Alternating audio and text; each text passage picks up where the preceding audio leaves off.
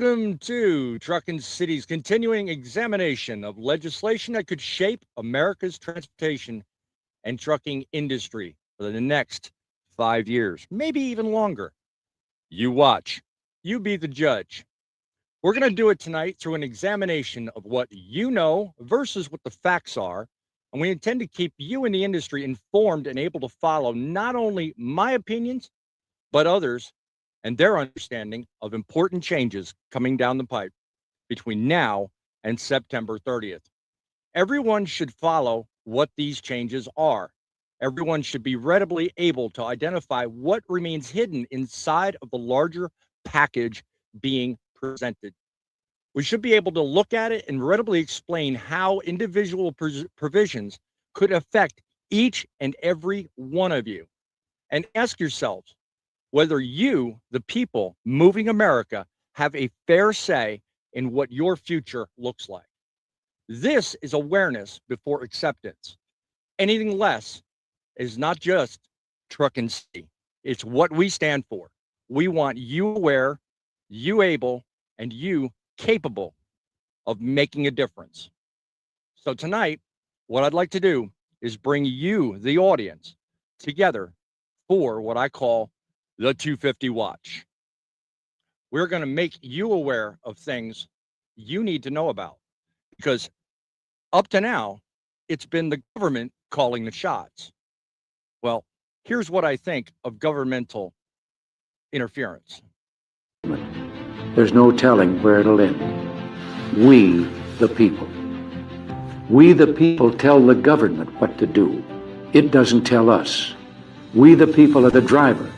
The government is the car. And we decide where it should go and by what route and how fast. Almost all the world's constitutions are documents in which governments tell the people what their privileges are. Our Constitution is a document in which we, the people, tell the government what it is allowed to do. We, the people, are free. That is something I stand for wholeheartedly without even a moment's hesitation. Because it is us that make the call. And for the last 2 decades that I'm aware of, we've let others make the call. You join us tonight, you join the conversation, and let's make a difference. This is Truckin' City. This is your voice on display. We belong to life. The strength of wrong versus right.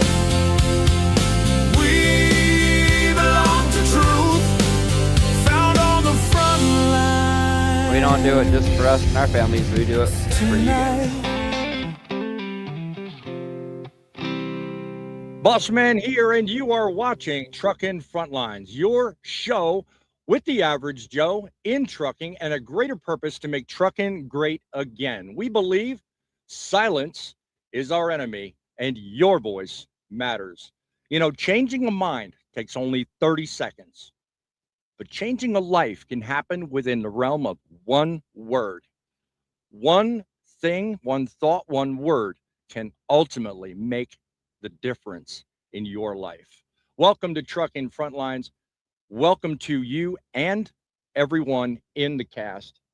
Let's start off with what your thoughts are about today's government versus Ronald Reagan.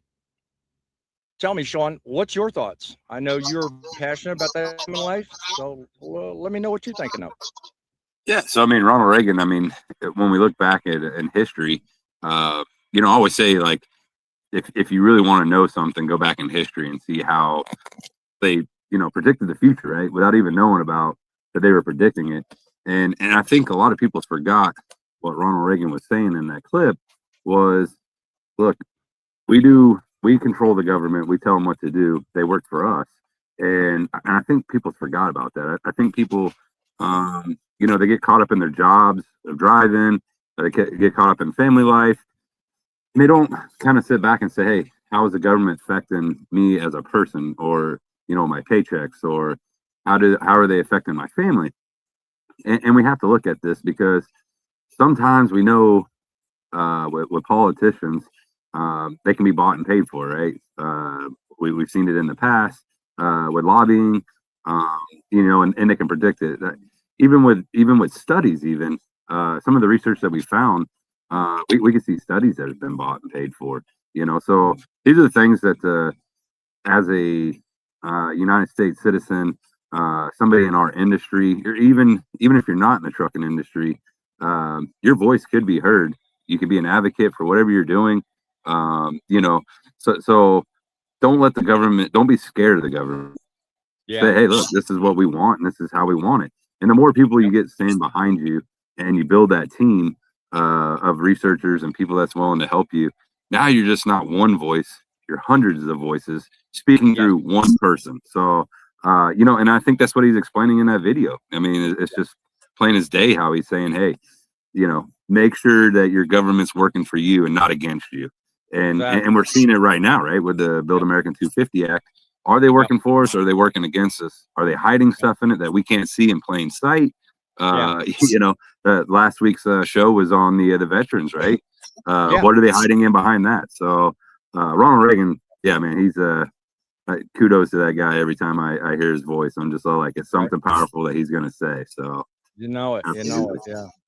We're gonna bring up the rest of the cast because bear with us throughout this show. We're having issues with StreamYard right now. So some of my panelists, if you're using an Apple device, you may have to enter into StreamYard through a specific pathway using Google Chrome, I believe, or the app. I don't know the exact solution yet. I'm trying to work that out, but if we're having audio difficulties tonight, that is the leading reason why, because some of our guests that are currently backstage right now are using Apple devices, and I'm trying to minimize the effect as much as I can, but hence the reason why we started differently tonight. But there are things we can't avoid. So I'm going to bring everybody else up. We've got 3 guests remaining. You've probably already seen most of them. So while I'm doing that, Grumpy, give me an idea. What your thoughts on government involved in trucking, and what Ronald Reagan had to say a few minutes back. Well, Sean said it kind of best right there when he was talking about Ronald Reagan. I mean, one of the best lines I ever remember in quotes from Ronald Reagan was basically, if someone from the government knocks on your door and says, "I'm here from the government to help," you better just run. Well, he's not lying. Mm-hmm. It's true to form, because as he said, we're the people, we're the ones supposed to be running the government, not the government running us. Exactly. And I've noticed it within the last 25, 30 years, it seems like the government's got the upper hand, because if you don't do what they say, they want to stick you in jail or prison. Or and it's ridiculous. Rough. Or just make your life rough. Exactly. Yeah. All right. So that's where they hold the upper thumb on that one. Yep. Let's fill the panel and see what everybody else has to say.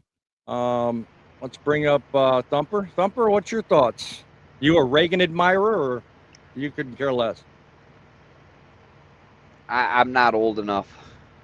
Oh, come on now. That's BS and you know it. No, I'm serious. I was born in 91. Born in now. Why do you strike me as being older than that? That just doesn't sound right. I'm sorry. Because maybe it's your mentality. I don't know. You just seem to have that older guy mentality. It does. I don't. Yeah. I don't know. I mean, I try not to think about the government or anything else. I'm out here making a living, putting food on the table. That's literally what it is. And well, tonight's show. I mean, I love your show, Boss Man. Sean, I love what you do and everything. But yes, we could sit, kick, scream like a toddler, but it don't matter what we say. They're gonna do what they want to do, and they're gonna continue controlling us. I mean, there's really nothing we could do unless we overthrow the government ourselves. Well, I mean, you're talking about extreme, Thumper. I mean, do you really think that it takes a measurement of such extremes to make that much of a difference? Really? Do you really want me to point out some facts in just recent history?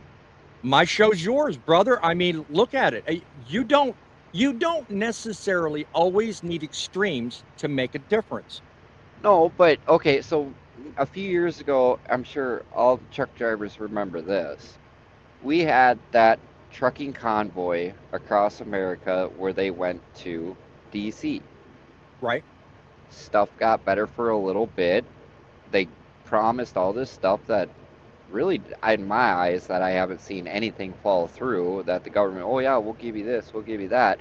Well, none of it actually ever happened. And now I'm going to bring up a time which I consider our generation unappropriate or dark or whatever you want to call it. Was that January 9th when that protesters stormed into the Talking about January 6th is what you're talking yeah, about. there you go, January 6th. I knew something like that. But yeah, I mean, that what are those? What have they accomplished? Nothing. The government's still doing what they want. You know, I've been saying it for years. There's got to be a civil war for something to change. Well, and therein lies the extremes that I was mentioning earlier. I mean, look at all the controversy that's come out of January 6th. And really, all it came down to was a bunch of protesters that decided that they wanted to send their own message. Now, we can sit here all day long and ask whether the message that was originally intended from January 6th was a smaller, benign message, or whether it was something that people knew going in would land them into a specific class of controversy. They may have known what they were doing, they may not have. But you know what? All this time later, you've got people on one side of the argument that feel like it did one thing, and then you've got another people that feel it did something completely different. I view any issue, whether it involves us on the road or whether it involves the government as an entirety, the same. You've got extremes on one side or the other. The job of anyone, you specifically as a voting member of this government and society, your job is to decide what is real. And no one person can do that through one talk show, one podcast, or even one election. It happens over time, and it happens through research and participation. And that's, I think, the biggest thing that we're losing today is because everybody just takes it for granted that there are people paid bigger bucks than we are that make more decisions and more things happen behind the scenes, and we're powerless. And that is so wrong. You know, not to cut on you, Thumper, but No, that is, I think the leading cause of why things get as bad as they Okay. do today. all right. Well, I understand where you're coming from, and I Yeah. do not disagree. Yep. I want to make that very clear. Oh, Like, yeah, understood, Do understood. do I believe that if we come together we can make a difference? Absolutely. Mhm. Yep. But also at the same time, this gets into the whole thing. What's the I'm going to ask a question before I finish answering. What is the percentage of owner operators and mega carriers? I know you've said it numerous times. I can't remember. 14% of the industry is made up of mega carriers and drivers and their lot. The remaining 86% is made up of independent small carriers, whether that's owner operators or just individual Right. carriers. Right. Okay. So we've had this discussion before. Mm-hmm. Unless we're forking out millions of dollars like the mega carriers are, our voice Mhm. doesn't mean anything. You know, Right. it is. It's all like that's the government for you right there. It's all about money. Okay. You know, I'd like to chime in on this. Oh, If go you ahead. don't mind. So I actually studied the the convoy that you're talking about that was actually coming across, and I wouldn't say see, when people try stuff, right? Like he was saying, the research that goes behind it before you do it, right? And it's not I'm saying that they did a bad gig, but I think if they would have did more research and said, hey, you know what, we're going to run these convoys across country. Meanwhile, while we're doing that, we're going to start a petition. So by the time we hit Washington, D.C., we're going to have what we want in our hands, and we're going to have the people backing behind us to prove that we have a problem, right? Instead, when you deal with the government, the way it is now, right? And this is why I always quote back to Ronald Reagan, because he says, we are the people, and our voice matters. The way it's seen now is the government saying, hey, don't come into this office telling us your problems. Come here telling us a solution. And that's not the way it's supposed to be, right? The way it's supposed to be flipped is you tell the government, they find the solution. And they've changed that on us. And we need to get that power back and say, hey, you know what? We're telling you what to do. You fix the problem, right? We shouldn't have to be getting a solution. It'd be like going to McDonald's and saying, hey, you know what? I don't like the way your hamburger buns taste, so you need to change them. They're not going to do it, right? No. You know, so sending emails, to your congressman and actually building that relationship that you're supposed to have, right? I talk to my congressman once a month that go in there. I talk to both of them, and it's all truck related because that's my line of field of work. Where if somebody else is a gardener or something else, they're going to talk about that industry. Where I talk about trucking. So I would say now better than ever is a time in the year, 250 years of America's being here, that we should flip that script again and say, hey guys, look, we're done with it. The government should never be a for-profit, right? They were never designed for that, right? They were never to be a corporation. They were never to be in business, and now they are, right? The government wasn't designed to be a full-time job either. Right. And that's the thing. Well, so we see that, but they're getting paid like it's full time, right? Well, actually better than full time, because we're not making 187,000 and then asking just a few months ago, can we invest our money into stock? Because they're not making enough money. And it's all like, well, let me tell you something. You weren't designed to make that kind of money. You were designed to meet once a month, come up with solutions that your people in your state said, hey, we need to get this fixed. This needs to go in there. Because there's some things in our industry that doesn't need to be governmental.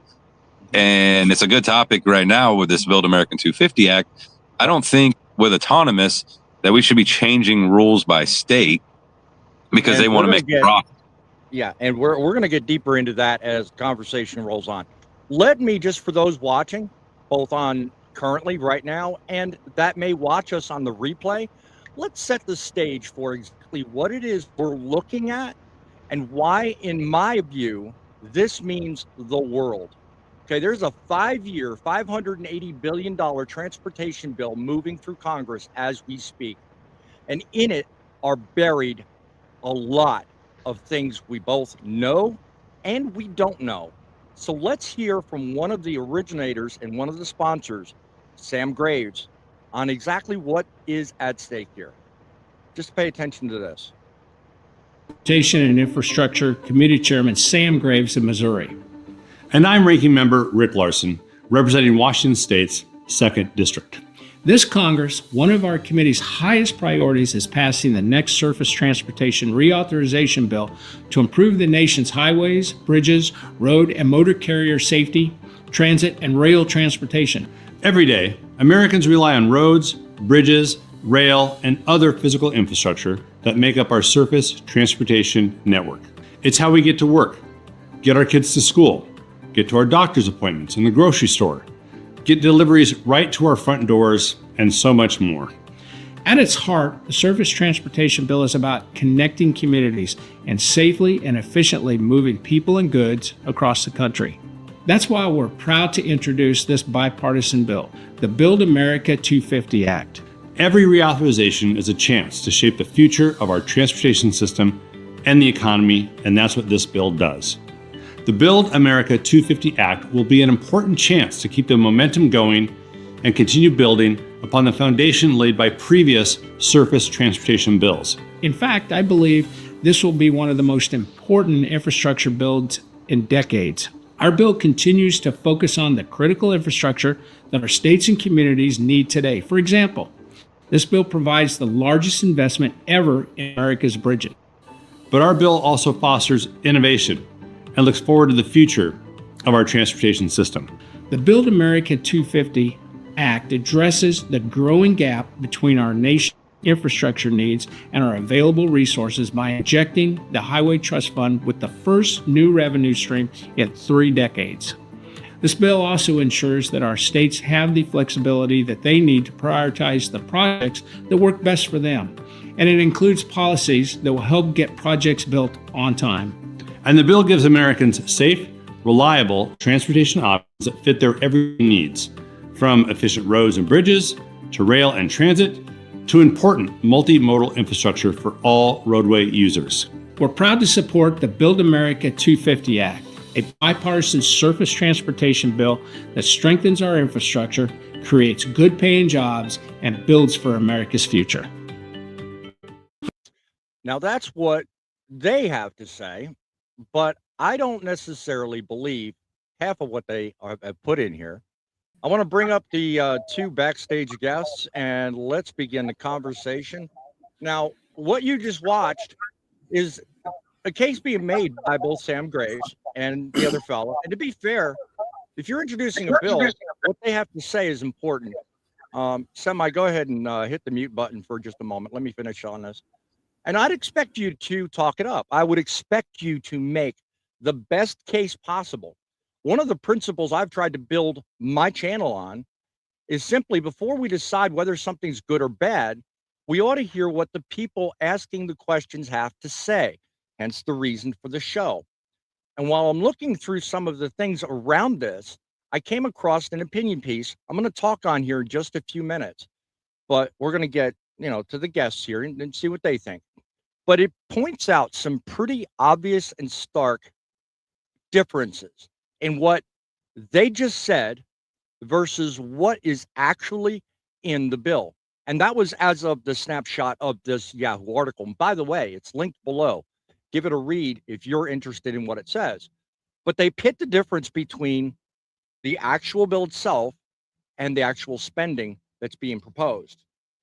They're not very happy about it, and they see a lot of differences. And we could talk on a few of those tonight. You really should read into it, and you really should understand that there is 2 sides to this. We just got talking with Thumper. He believes one way. I believe passionately in a different direction. That doesn't make him or I bad, doesn't make us enemies. It just makes us that we see things differently. Speaking of people that see things differently, let's talk to Will Randolph. You can go ahead and unmute and let me know what it is you're worried about when it comes to this specific bill and what you got seeing tonight on this show as a start. Well, to be honest with you, I feel like a lot of this is all kind of set up.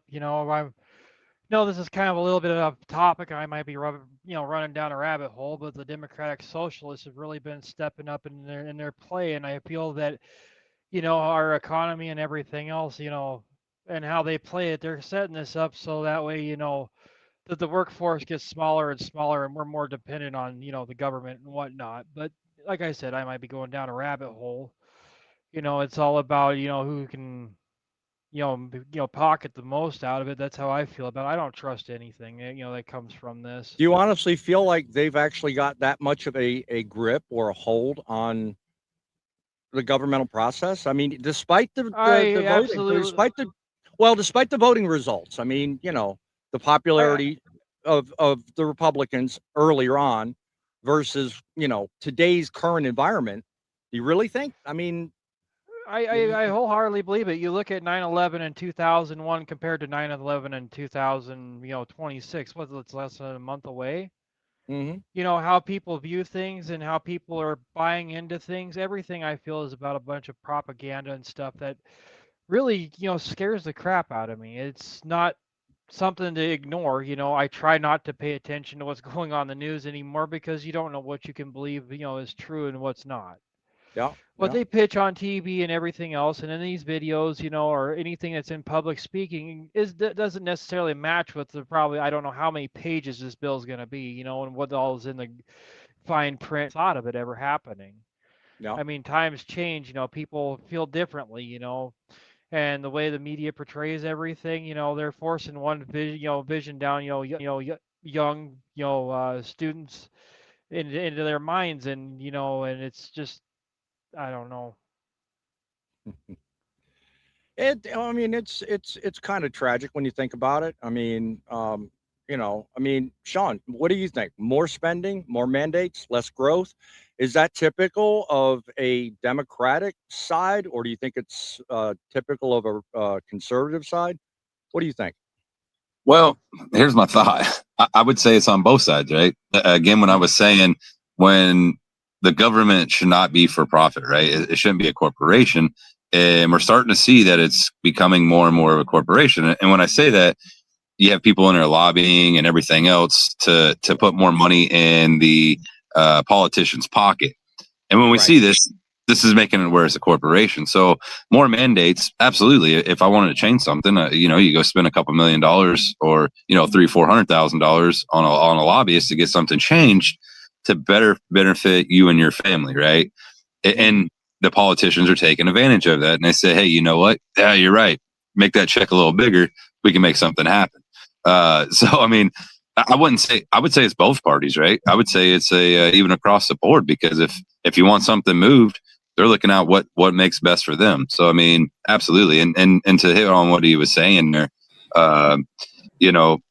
we should be paying attention to this kind of things. What are they spending our money on? Because it's our money, right? When they're investing it on mandates, that comes out of your pocket, my pocket, and everybody in this panel and everybody that's watching, here on YouTube. That's out of all our pockets. So It is. it almost, you have to look at it as our job to make sure that they're doing right. Like Ronald Reagan was saying, we are the people. So yeah, that's where I'm at. I think Thumper wants a question there. Well, actually, I want to ask you a question. Go ahead. Okay, so if we're running out of Social Security and everything else, where's this money coming from? Well, that's the thing. We make it, right? I mean, if you look at, here's the thing, like our fuel bill for our fuel tax was actually supposed to be ended in 2022. Our forefathers said, hey, you know what? We have collected enough taxes off of fuel tax that we should be able to put it into a trust fund, and we could, our next generation, our infrastructure would be built, right? But they've spent it in different directions because they're not held accountable like me and you are, right? If we spend money that's not our money, we get handcuffs, right? They spend it how they want. We just tell them, hey, they're not going to be in office anymore, right? We just looked at Kristi Noem spending $200 million on commercials that everybody was all like, whoa, this ain't right.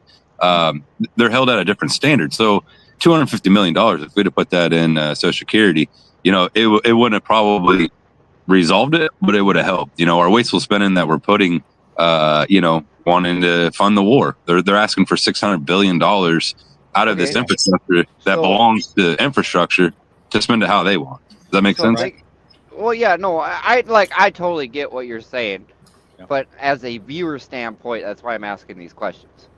So if somebody's if they're gonna sit there and, like you said, the fuel tax thing, all that, totally understand that.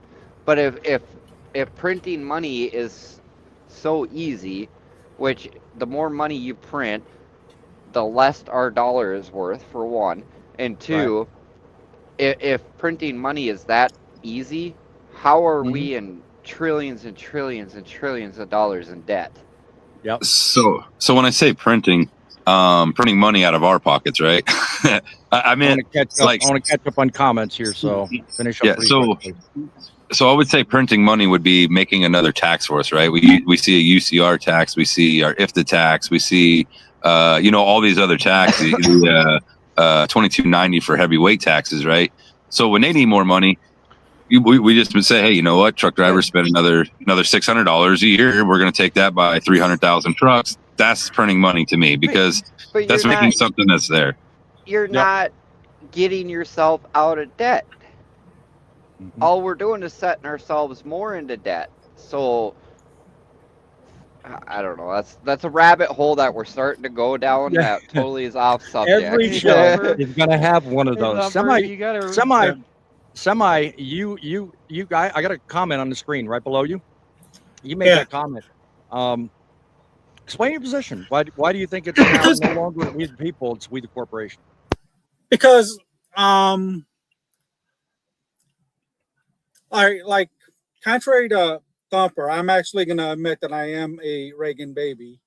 So I mean, I kind of grew up. I kind of like was born in that area, and somehow from that area till today, it's not the people anymore. It's we the corporation, and the government listens to the lobbyists more than they listen to the people, or at least that's what it feels like nowadays.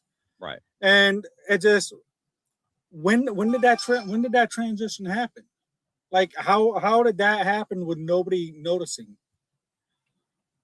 I tend to think it happened over a long period of time. You know, I mentioned earlier as we started the broadcast, period of decades. I think it's happened behind the scenes over a period of the last possibly 2 or 3 decades. And we've gotten so immune to the differences and everything going on that we've just kind of taken it for granted that what you see is what you get. Let me, as I go down, I'm going to highlight some comments because I've been a little late in the comments because of the show and because of all the technical difficulties we're having. So let me highlight the most important part of the show, and that's our guests in the audience. Hey, Grumpy, you got Catherine saying hello to you. Got something to say about trucks? I'm starting a game called Truck Solitaire, where you customize people, cars, and trucks, and play Klondike. I don't know. She told you about that? Nope, news to me. Oh, something we'll have to check out. You're gonna have to look for her on that one. Regulated Revolutionary War, ring a bell? Huh, good point for my wife to bring up. Yeah, I mean that's part, I guess, an argument against what Thumper was saying earlier. I mean, you know, because it's like, do we have to wait for?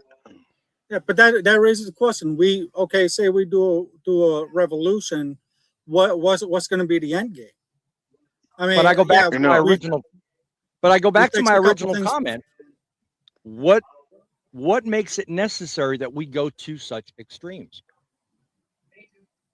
Well, I think what we need to do is actually start holding them accountable, right? You know, when we see politicians doing something out of behavior, right? You know, for example, like the flock cameras, and if Vince was in here, he would be hitting on it. You know, they're putting cameras on us, right? But yet they don't really have cameras where they're at, where they're actually working for us. I mean, yeah, they got a little bit. You see little clips here and there, but I mean, even if we look at the hearing with Hillary Clinton in there, right? They paused it. They said, "Hey, we're not going to make this public announcements. We're going to do it behind the door." Well, let me tell you something. With the flock cameras, there's nothing behind doors. They're looking at our license plates. They're doing all that. So if it's good for the goose, it has to be great for the gander. You know, exactly. You know, so I mean, we gotta.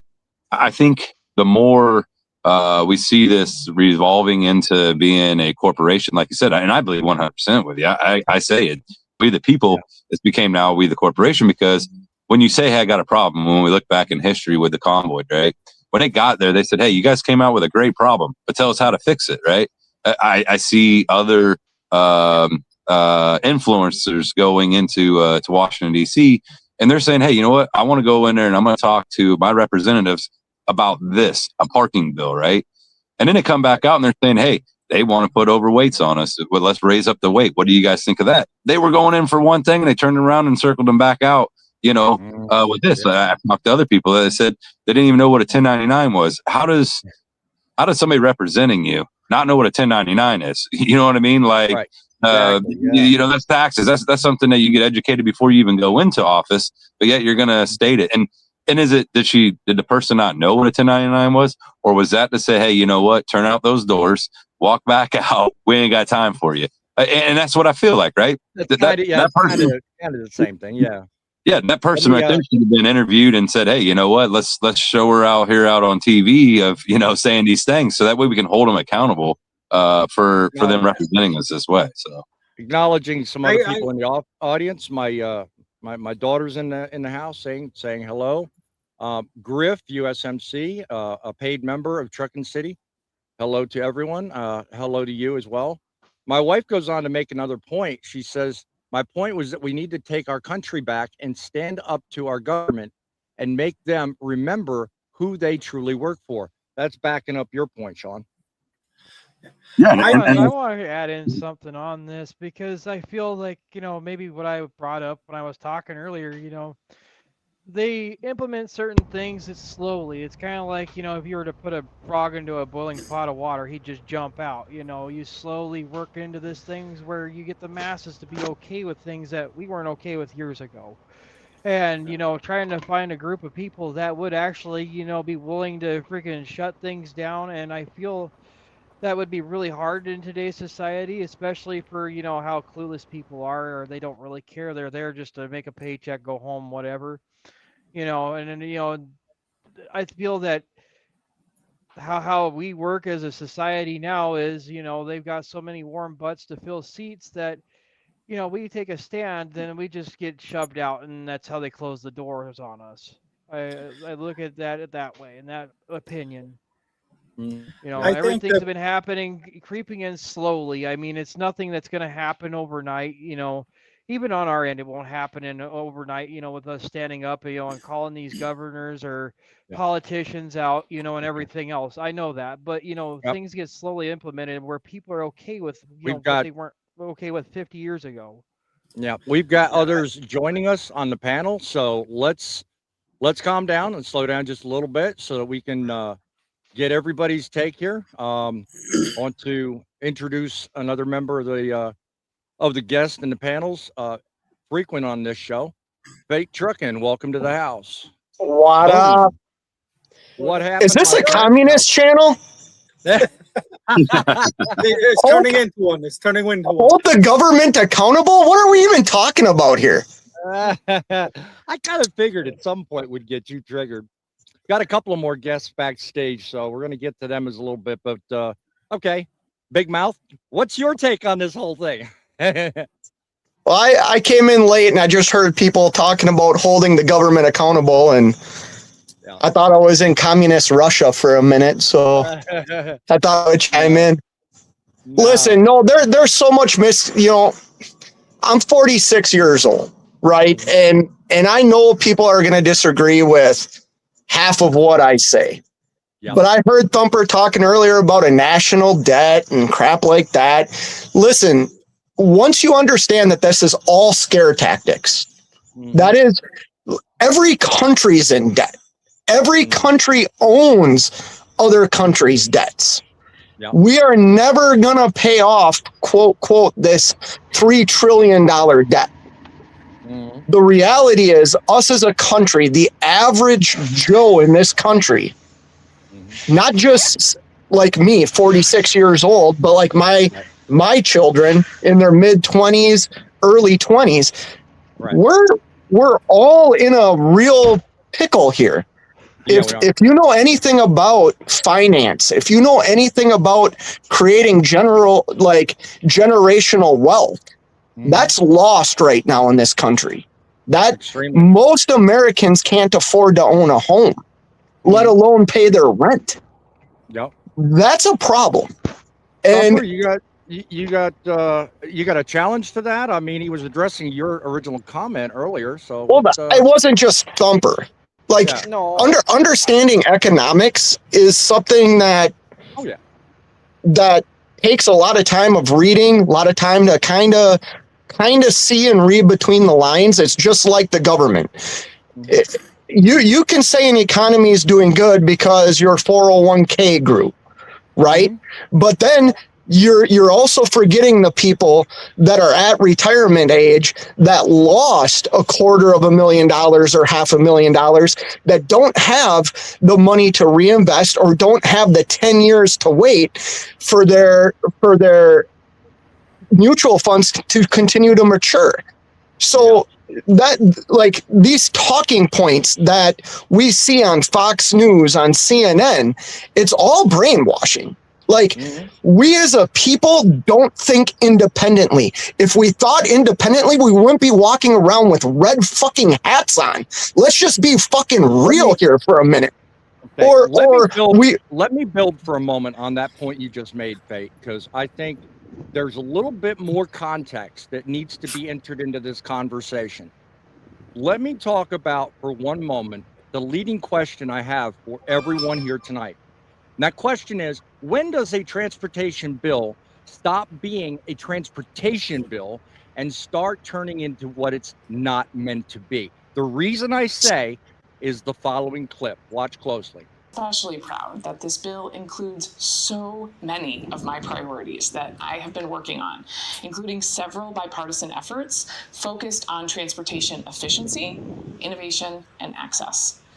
The Build America Act includes my Roadway Resiliency Act, created in the wake of several severe weather incidents in Michigan, a common sense bill to establish an interagency working group to improve roadway management during severe weather events. I am also a champion of the bipartisan Unlocking Affordable Housing Act, which aims to help developers access loans to build housing where transit already exists. The Build America Act tackles that issue to increase housing supply and lower costs for Americans. The bipartisan deal also does something that I talk about a lot: cutting red tape. Federal investments only work if we can get those dollars out the door and into the communities that need them. Now, I'm all for cutting red tape. God bless her for thinking that through.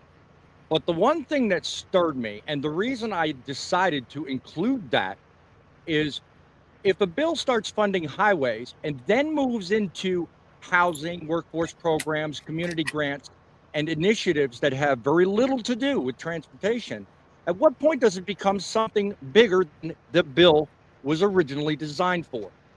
I think it's safe to say that her transition for housing, honestly, doesn't need to be part of it.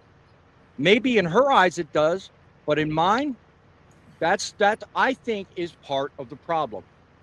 You guys can sound off, let me know what you think in the comments, and I'm gonna also introduce Griff, who's been patiently waiting backstage. So let's get your thoughts on this, Griff. I'm gonna lead off with you on this one.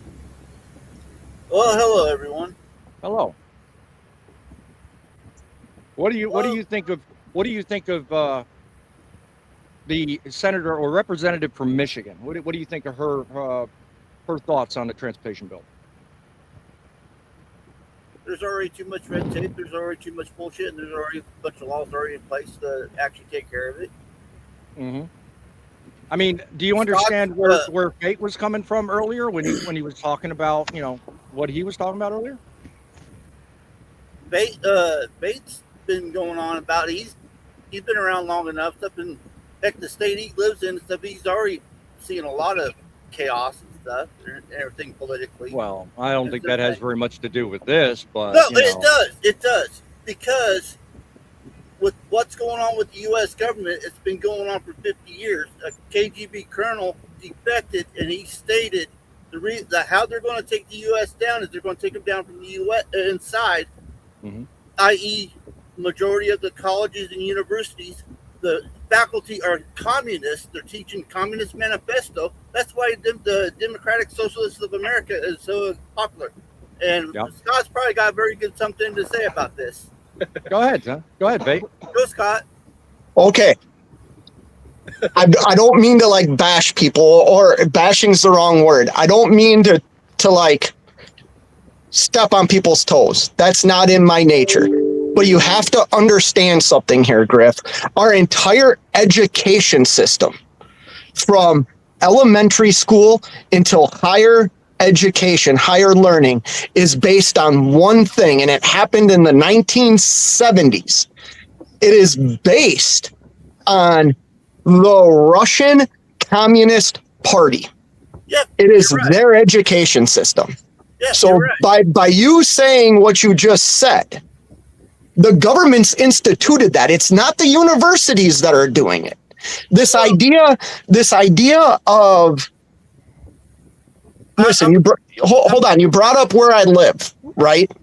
Which is a good example.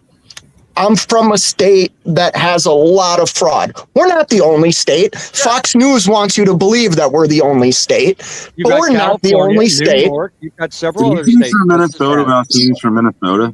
Yeah, I'm from Minnesota. Well, so, but here's the deal. I'm a big fan of Governor Walz because I live in Minnesota. I see what he's done for the healthcare system, for the education system, I'm an avid outdoorsman. I see what he's done for conservation. But by me saying that, if he wouldn't have stepped out of the governor race, he stepped down.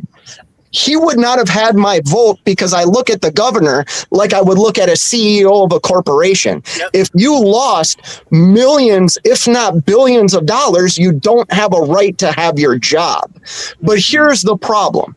I think we have been brainwashed to the point it's either right or left. There's no middle ground. Here's something very interesting that I suggest everybody goes and looks at. In the state of Minnesota, if you hold a seat for one day as a representative in the state of Minnesota, you get health care for the rest of your life. We already have socialized medicine. You know who it's for? The entitled people. It's not for people like us. And there's no denying there is a large difference. When people bring up,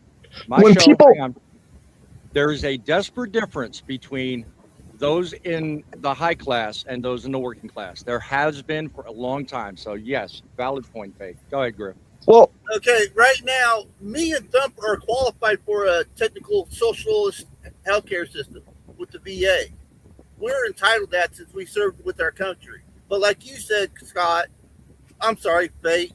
I'm trying not to use actual names. I don't care if you know people know my name. The way the U.S. from the 1940s even up to now, the government, and like you said, and everybody said in general, the government just became too much of corporate and everything. There's a big difference between the military vets getting their medical coverage and the. Well, that's a problem too. Yeah, we spit people out in this country. Like, let's be real. Let's be real. I'm a small business owner. I'm going to step on the next guy. Let's be real. Yeah. We're like, and I don't mean to sound. No, you're making good sense. The system is designed to eat up those that can't defend themselves. It's been that way for years, and people just don't realize it. There are a lot of democratic socialist countries in the world. All you got to do is Google it. There's a lot of them. And I'm not saying that's the answer, okay? I'm a libertarian. The less the government is involved in my life, the better I feel. But your initial question was, how do I feel about this representative talking about a transportation bill and then mixing in housing? Now, I'm a truck driver, right? We all in here are truck drivers. Yeah. I would rather have a representative do something for housing than transportation. There is a huge housing crisis in this country. And that, yes, but where housing is, in my eyes, an important fix that needs to be addressed. I think that by combining housing and trucking, we run ourselves into major conflicts. Like, we don't already have enough of those going on. Sean, you want to address real quick the comment on the screen, which I think was kind of something you were addressing earlier, I think? Yeah, I mean, citizens to unite and fight for what we deserve. I thought she was talking in the opposite direction. But, no. It's been said by a lot of people that what they're trying to do is get us against each other so they can get through what they want to do. They're not just trying, they've succeeded. Well, so we look at this 250 bill, right? We have succeeded. Look at everybody in this country fighting each other. We hate each other. I wouldn't say. I think you want to destroy this country, you separate and divide. Can I say something real quick? Hold on, Griff. Sean, you first. Okay. So when we look at this for this comment down here, right? We look at this 250 bill, right? And we're taking it. So he was saying that it was $580 billion. The actual is actually $1 trillion is what they're overspending. They've already allocated $580 billion out of the infrastructure as of right now. It's 1,001 pages or 1,005 pages as of right now. It's got to go in September 30th. It has to pass. So we're calling it a purse, right? It's throw everything you want in there where people, because it has to go, right? So if I'm going to work on something that I know my colleagues are not going to support me behind it. I'm going to try to get it into this bill and get it passed, just like she's trying to do with housing. And we shouldn't be using a transportation bill to get whatever you want passed. Go through the right channels. Start in the bottom to where it goes, because that's what the people elected you for, is to say, hey, you know what? I want change in here. Housing is the thing. Go in the committees and build it up and get it in a bill by itself, because once you put it in the infrastructure bill, now housing becomes infrastructure. And that's where we need to draw the line in the sand, right? Infrastructure should be only roadways, waterways. It's done. It's done. Yes, You can't undo absolutely. it. Hold on. Absolutely. And we've allocated this money, right? So remember what I was saying in 2021, our fuel tax should have actually stopped. That 23 cents on trucking, the 18 cents on cars should have actually went away. That's what our forefathers are saying. But now we're allocating billions of dollars to housing. We're going to allocate $600 billion for a war that needs to be funded through the hardworking women that run this country. And that's trucking. We are the backbone of it. And now I'm starting to say, hey, you know what? We are the true backbone, because you're taking our money out of our pockets that we should have in our own pockets to buy our own food, buy our own family, whatever we want. Give us that money back. Let's stop wasteful spending it. If we're going to waste it on housing or whatever that they decide, let's just do our own bill and say, hey, you know what? Housing is a problem. Let's collect a tax on housing. I mean, we got property taxes. They collect every year. Minnesota does it. South Dakota does it. Iowa, all these there's plenty of states that do it, right? This says, hey, you know what? We're going to take out of the property tax $5 per person that pays it, and we're going to help fix housing, right? We're going to get that lower income. They call it Section 8 housing, correct? It doesn't even have to be that. Those. Time out. Like, I don't disagree with everything. Property taxes go up and up every year, but what does it benefit? I haven't seen it around in Mandan, North Dakota. I'm telling you, my streets are they built a brand new multi-billion-dollar high school just right up the road from me, and I'm waiting to see the specials on that. Nobody can afford to freaking buy a house in this country anymore, reasonably. I was just looking at, I bought this house for $70,000, but now you can't freaking do that. There's no way in hell. Nowhere you So where I'm living now, I can't even afford rent. Well, and that's the thing. And we should be investigating, right? You're talking about the school that was built in North Dakota, right? Where did they get that money from to build a school when schools are paid off of property tax, right? If you're saying that teachers are not getting paid enough, but you're going to go put $1 million school up, where did you get the funding? And I guarantee if you look, they had leftover money from coronavirus, right? That they didn't give out to the American people, that they held in their back pocket by individual states. Now they're saying, hey, you know what? We need to dump this money, and we need to dump it fast, because if not, we're going to have to give it back to the government side on the federal side. So let's get rid of it. How do you spend it real quick? You don't give it to the people. You go you start building courthouses. You start building schoolhouses. The things that you see that's best fit for the people. But yet, are they really? Why didn't we just give that $5,000 extra per person? And that's where I look at it. It's like, it's not real. They got the legacy fund from all the oil. Like I'm talking a massive amount of money that they won't touch to do any of this with. They won't touch it at all, even if they give it back to the public. Yeah. I mean, why is it there? The modern politician will put his fingers North in any fund he can. That's what happened to Social realize, Security. what assets the state really does have. But like I said, I started out when I bought this house, my property taxes were about $800 a year. Now they're closer to $2,700. Why? Billy, you're not here, everybody. You're gonna have to reset, and that means I'm gonna have to reset too. Okay. So my while those two go ahead and reset, let's kind of refocus the conversation a little bit here, because I'm trying to help them out at the same time here. Because can I say something real quick, and then I'm gonna run in the house? Go ahead, man. Go ahead. Oh, somebody's shooting off fireworks. I think the general public, maybe people are aware of this, maybe they're not. I am a person that tries to get the feel for the community that I live in. I try and have empathy for other people.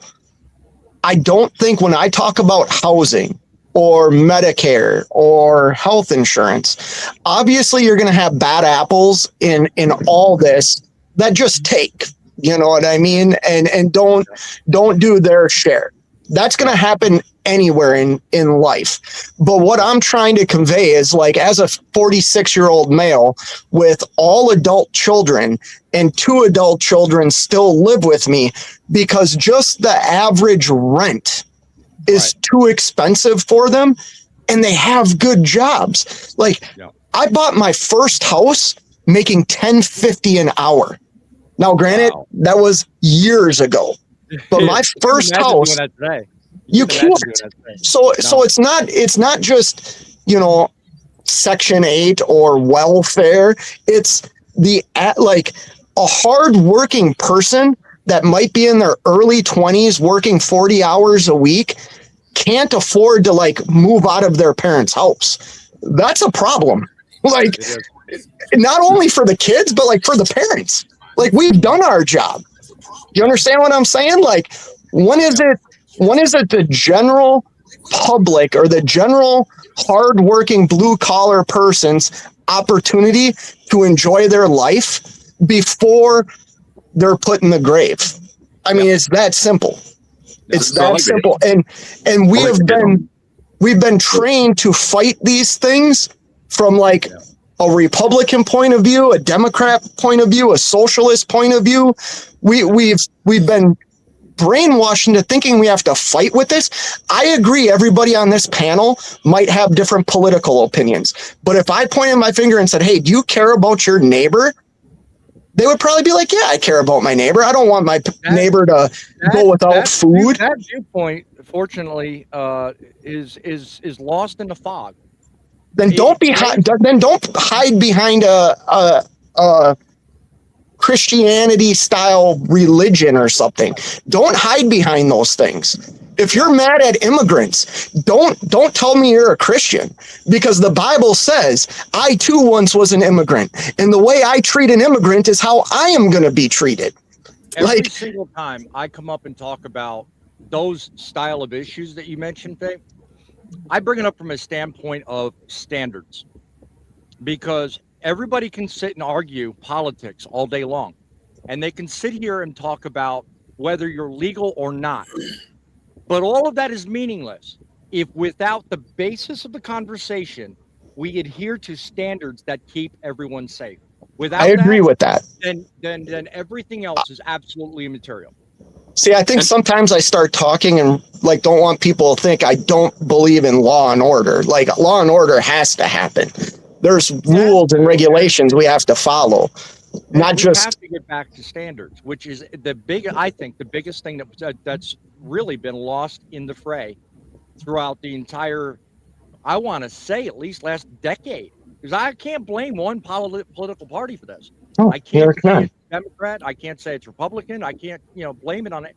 It's just lost, man. And we've been, I mean, whether you're talking about a liberal or conservative administration, we've had the same result from both. You're not. I would say this though, real quick, right? When somebody says it's not we the people, it's we the corporation, right? And somebody said, hey, you know what? My taxes when I moved into this place was at $800, and now it's at $2,800. Just a quote here, right? Here's the thing, right? We're seeing it right now.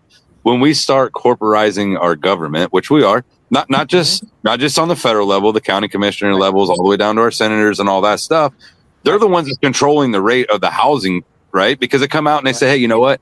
How much concrete do you have? How much, how do we base these taxes off of your property tax off of what you built, right? So now we're taking and corporizing our local government, because they're saying, hey, now you're going to give us $2,800 instead of $800 a year, because this is where it's at. Now we go to sell this property and we say, hey, this property is worth $400,000. I bought it at 50, but now it's worth $400,000. No one's ever going to buy it. But yet, do we go down to our county commissioner meeting and say, hey, you know what, dude, I am not giving you one more red cent until you lower this down to where it's actually feasible? Because what are they doing with this money? And you're 100% right. If you serve one day on a board, you get free health care. They're paying some county commissioners $38,000 up to $100,000 a year to come into a meeting once a month, like a Boy Scout meeting and a Girl Scout meeting together, to say, hey, you know what, this is how we're going to do for our people right now. And they don't care about it, right? If you want something to change, it starts with us. It starts with you. It starts with a person that says, hey, you know what, enough is enough. And I'm going to go down there and I'm going to tell them, I'm not paying no more until they fix it. Or Art, say, hey, you know what, comment. lower it down. My property is not worth the value that you're saying. And when we start using government officials to say how much our property is worth, we have a problem, because they're not using a basic set that it needs to be. Yeah. They're going on calculating, going, hey, you know what? This is on the concrete. This is by this structure by 1,200 square feet. That 1,200 feet could be rotting down, and drywall need to be replaced, and your insulation needs to be placed. But yet we're still going to charge you like if it was brand new. And that's where we got to draw the line in the sand and say, hey, enough is enough. And start I could go a step farther. Hold on. Can I say one thing real quick, Bossman? Go ahead. I could go one step farther. Property tax, like, where's ownership in this country? When I go to Best Buy and buy a TV, I pay sales tax one time.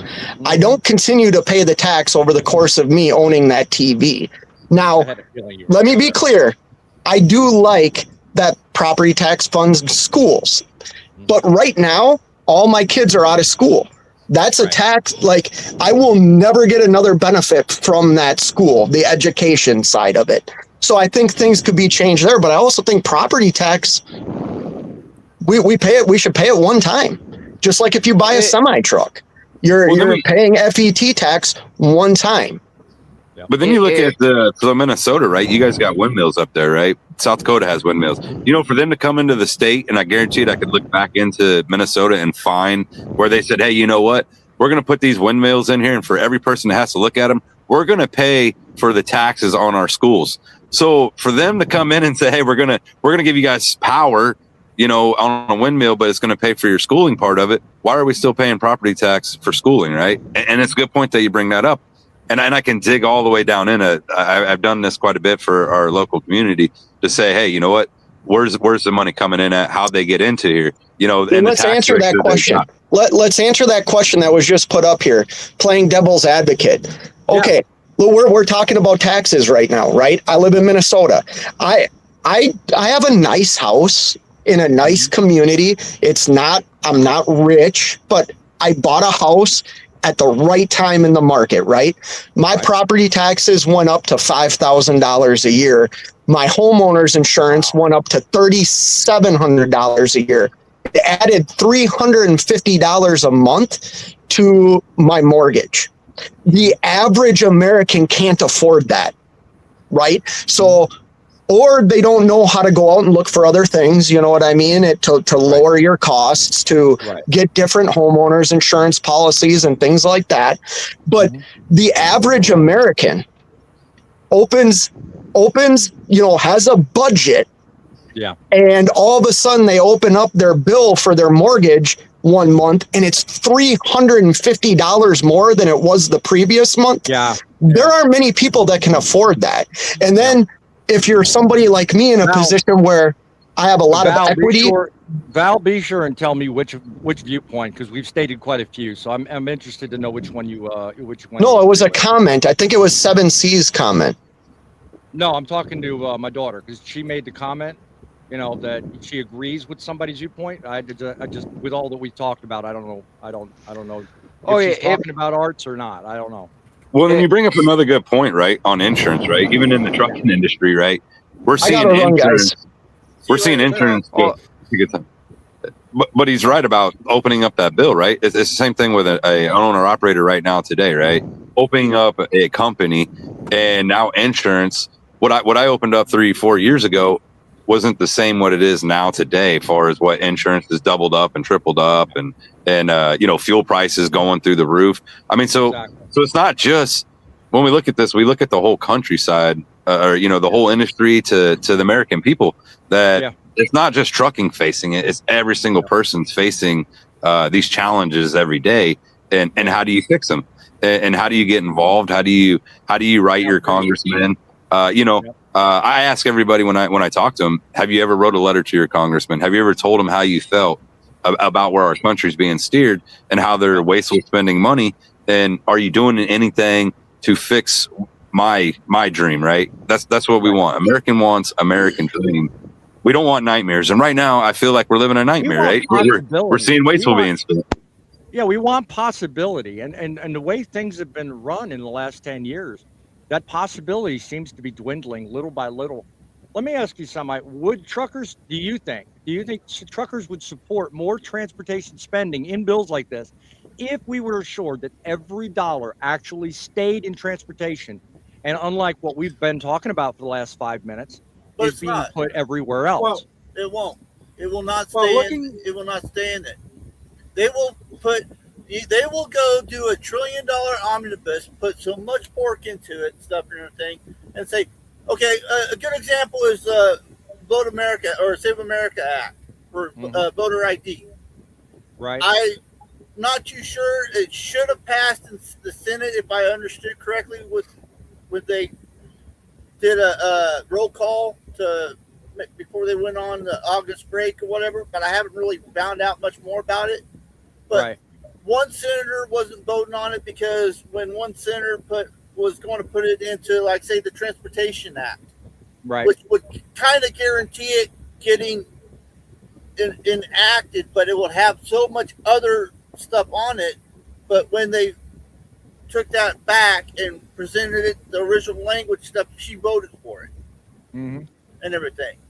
Right now, everybody's got their fingers in the piggy bank and trying to take more and more and more. I'll be honest with you. I wish I could get a government credit card and they forget about it. That's always been a damn dream of mine. Yep. As much crap as they spend on, but there are some benefits when you cannot trace all the money when you got black projects. I'm not meaning to go fucking squirrel. I'm sorry about my language, but go squirrel on everything. Yeah, let's keep the language to a minimum, shall we? But when you can go out north of Vegas, you can see a bunch of cool stuff.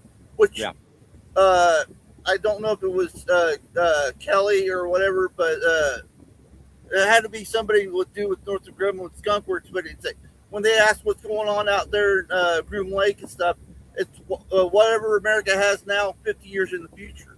We got technology stuff that we don't know about. Yeah. It's like we're benefiting from it, but you don't know what's going on exactly. The old joke stuff, even off of Independence Day, a hammer doesn't cost $50,000. A toilet seat doesn't cost $15,000. Okay, You're bringing up some old arguments, my friend. I What do know, you think? But I'm just saying, there's so much pork, but it would be nice if they could just start putting the money towards what it is supposed to be for. Okay. Instead of giving everything away. Yep. Let's say I agree and move on. Semi, what do you got to say? So, I mean, I actually got the highway bill last week, and I mean, it just 1,000 pages of bullshit that I'm still shifting through. And You out and of that everybody 1,000 else. pages, out of that 1,000 pages, I think maybe 10 or 15 of those pages actually cover infrastructure, seas, roads, skies, and even a smaller piece of that covers, logistics and trucking. And I think that's why a lot of people aren't really behind it. I mean, they just look at it as, oh, this is just more government bullshit, because that's really just what it is. I mean, I think a large part of the problem is just simply the fact that a lot of it is hidden in things that have yet to be introduced or explained correctly. So it's one of the reasons why I decided tonight would be a good night to talk about it, because I mean, yeah, we're told what they want in it, but newsflash, September 30th ain't here yet. And as much as it's gone out of committee and it's gone through some of its processes, it hasn't reached its last call yet. And it hasn't actually developed into what it is and needs to be by September 30th. So there's so much possibility at play here. And there's so much we don't know. People like you, Semi, are actually more dangerous than you realize. Now, not to me. You're dangerous to individuals that have a cause behind what they're doing. It's one thing to put in something about railroads or maybe port infrastructure, because we need to move freight from the ship to the truck. Okay, that's fine. But it's another entirely to hear what the senator from or representative from Michigan said about something completely unrelated. So to that, I'm going to levy a question to the panel. Should unrelated programs have to stand on their own and therefore not be part of this? If housing deserves funding, then it should be in a bill on its own and not part of this. What say you? Absolutely. Absolutely. If it's housing, it has to be housing. If it's logistics, it has to be logistics. If it's fishing and wildlife, it has to be fishing and wildlife. These sections are broke up, and in the U.S. in the United States Code, these sections are broke up into individual blocks or laws or chapters for a specific reason. So the bills have to be brought up separately and stand on their own merit and stand on those specific chapters. You can't just talk about trucking and then throw in a fucking chapter, fucking paragraph on a deer field in Michigan. Sorry about naming a state, but it doesn't work. Hey, I mean, I think in most all the states are just as guilty. So, name a state or not, it doesn't matter. Even the state I live in is probably doing the very same thing. So, Sean, what say you? Yeah, I mean, if we look into this 250 bill, right, there is a lot of hidden stuff in it. And if you're building something that's going to be infrastructure and you're going to call it an infrastructure, it needs to be infrastructure, right? And we look at the definition of what actually infrastructure is. That's roads, that's bridges, that's your waterways. They even actually got garbage in there, right? But telephone's not in there. Electricity's not in there. Global corporations are not in there when we're looking at autonomous levels, right? And they're saying, hey, you know what? We're going to take away the state power and bring it to a federal level power and bypass this. In hidden language that you got to dig through and almost put 3 words together to figure it out that, oh, this is what they're talking about. This is what they're meaning. It should be plain English, right? It should be written to where you, an average person, myself, can read it without going, wait a minute, this don't make sense, and then you need hide almost behind a it. degree to figure it out. Right. And then to hide behind something and say, hey, we're putting this in here for truckers for parking. And then when we look at studies, did we really fix something, or are we taking this money out of an infrastructure because colleges need money, and that's who we're going to pay to go do this study on it Or for the them to make myriad money? of other studies, or the myriad of other studies that you and I were talking about on our group meeting last week. All of the studies on all of the small things. They're great to have. Don't get me wrong, and they're probably very necessary. But if you're baking that in as the core of an infrastructure bill rather than the actions resulting from it, all you're doing is wasting our hope, our time, and everyone's money. That's all you're doing. Absolutely. Yeah. And I mean, and there's a lot of stuff in the industry that we need to be fixing, right?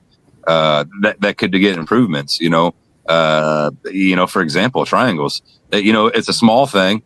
Where we look at it and go, hey, you know what? Are they up to standards? Our government sets it out, or the Federal Highway Motor Carrier says, hey, you know what? This is where it needs to be at. That it needs to be reflected this way, that way, the whole 9 yards. Let's take some of that money and say, hey, you know what? Let's do a study on that part of it. Those are the things I'd rather see than versus saying, hey, let's pay for housing out of a bill that you collected the taxes off of us. So, and let's get that straight, right? The money that they're spending is not something that they just printed out. They took it from truck drivers.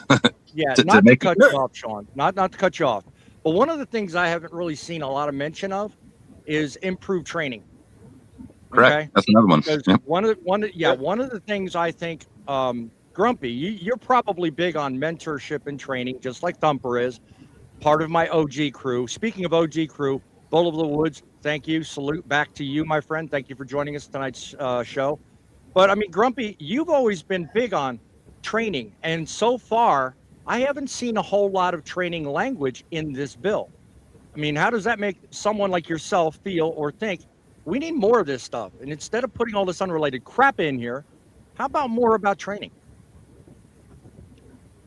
Well, as I'm sitting here listening to each and every one of the panel, because I've been quiet and that's what I usually do, I listen in. I would say on this whole damn bill thing, it needs to be separated. I mean, there's no sense in throwing everything into one thing to where there's this for this, and it has absolutely nothing to do with everything in general. You're right. So Yeah. what needs to be done is if it's something to do with trucking, do a bill for trucking. Something to do with the damn bridges, set aside for bridges. Something to do for highways, set aside for highways. That's what I see needs to happen. And that's the only thing I can see that needs to happen, because it makes more sense, because then you know where that money's going to go for sure. There's no, wait a minute, you forgot us, you know. Yeah. It's, and like I said, the mentor. Can't really make head or tail out of the name, but the commenter says Congress doesn't care about us, but they do love letters from us because it gives them talking points to lie about. Is that what you think? He makes a comment. I mean, somewhat, yeah. It gives them information, I think, to use against us. So, commenter makes a good point. And again, I'm sorry for butchering the name. I mean, think about the amount of times they put out comment periods. How often do you see these comment periods actually turning into something positive? I don't very often. And in fact, more to the point the commenter made, a lot of times it almost seems like they're going against us just because they can. I mean, so that kind of goes back to the earlier thing I mentioned about Reagan.